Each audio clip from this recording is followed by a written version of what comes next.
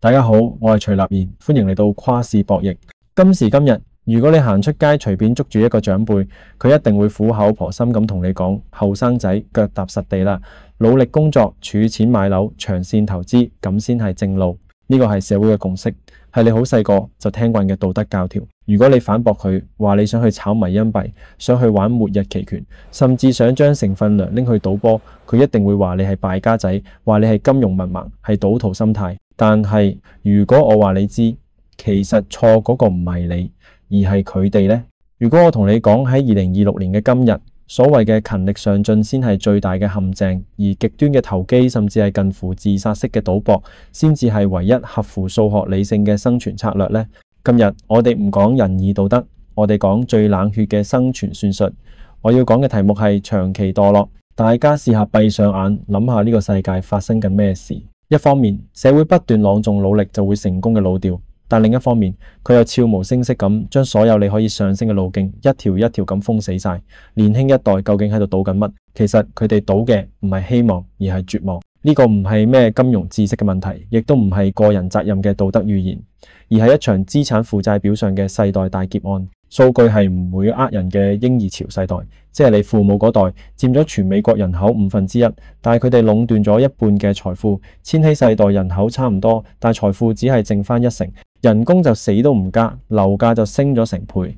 年輕人嘅債務負擔比起以前猛增1/3。喺呢種嚴重失衡嘅狀態底下，所謂延遲滿足呢種新教倫理，即係叫你而家唔好食糖，留翻老咗先食，已經變成咗一句廢話。以前嗰條財富階梯早就俾人拆走咗啦，上一代人爬完上去，順手將條梯收埋，再將資產價格吹大，幫自己層樓同股票加把鎖。你以為呢個係陰謀論？唔好自抬身價啦，冇人得閒針對你，呢只不過係成個體制設計出嚟嘅副作用，而你只係不幸地成為咗代價。更加殘酷嘅悖論係咩呢？上一代人嘅目標好簡單，解決溫飽就得，所以佢哋安分守己，打份牛工，少說多做。但係今日嘅年輕人身處一個好荒謬嘅樂園，食物好平，住屋基本都有，病咗有得醫。馬斯洛需求金字塔最底嗰層已經機械式咁解決咗，聽落好似係現代社會嘅福祉，其實係新型詛咒嘅開始。當你生存無憂，焦慮就會自然上位。人類嘅本能係會追求更高層次嘅嘢，歸屬感、尊重、自我實現。偏偏呢啲傳統路徑，買樓又好，升職又好，財務自由又好，連入口都俾人封死埋。於是成個年輕一代就變成咗一班集體性地去鬧傷口嘅馬騮，流晒血都唔知點樣止血。呢個唔係金融無知，而係一種困獸鬥嘅存在性焦慮。如果你覺得經濟困境仲未夠絕望，個世界仲準備咗2劑毒藥俾你。第一劑叫 AI，ChatGPT 寫文案，Midjourney 做設計，連寫曲都自動化埋。以前你以為讀多啲書就可以做白領，而家條晉升階梯唔單止俾人抽走咗，連你想靠埋牆邊企下都冇位。第二劑叫社交媒體，個演算法每日都好無情咁話你知，個標準已經推高到天際。無論你幾努力，個手機屏幕都會話你知，有人叻過你，有人有錢過你，你永遠都唔夠好。演算法每日都喺度同你洗腦，你輸咗啦，未來冇你份工噶啦，你而家就係垃圾。焦慮係會複利增長嘅，逃避嘅壓力步步進逼，趁仲嚟得及，盡快即刻變成咗唯一合理嘅行動邏輯。經濟學家有個好學術嘅名詞形容呢個現象，叫做損失中嘅特性效用。簡單嚟講，即係點啊？當你已經徹底困死喺輸家嘅局面入邊，理性嘅選擇就唔再係穩陣求生，而係孤注一擲。與其接受一世人平庸，做一粒無名嘅螺絲釘，不如豪賭一次搏翻身。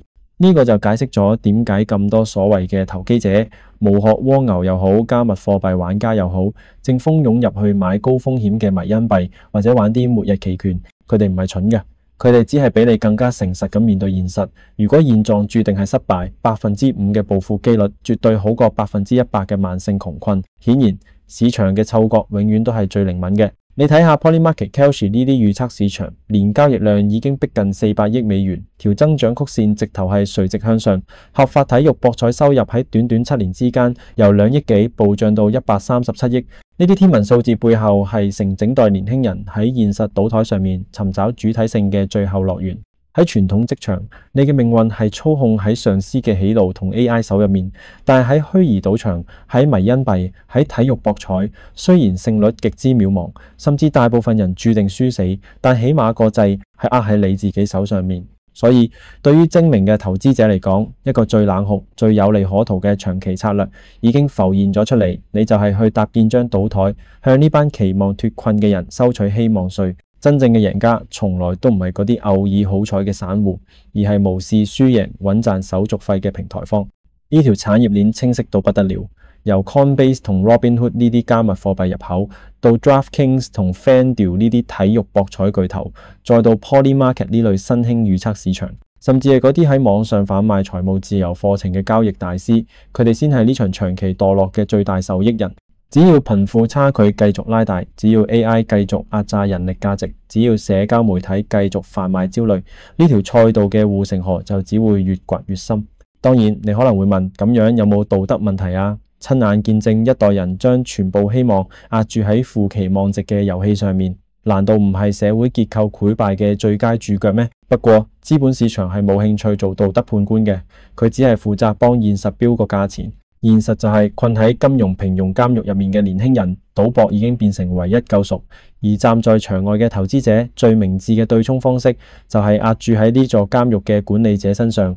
呢一場社會實驗嘅結局一早就揭曉咗，莊家係永遠唔會輸嘅，而你唯一可以做嘅就係確保自己永遠坐喺莊家嗰一邊。至於賭台下面嘅眾生，請喺2026年自求多福啦！記得訂閱我哋嘅跨市博弈，仲要撳埋個鐘仔，咁就唔會錯過我哋嘅最新內容。如果有興趣，請加入我哋嘅 Facebook 專頁及 Patreon 會員，資料喺下面 info box。我係跨市博弈徐立言，下次節目再見。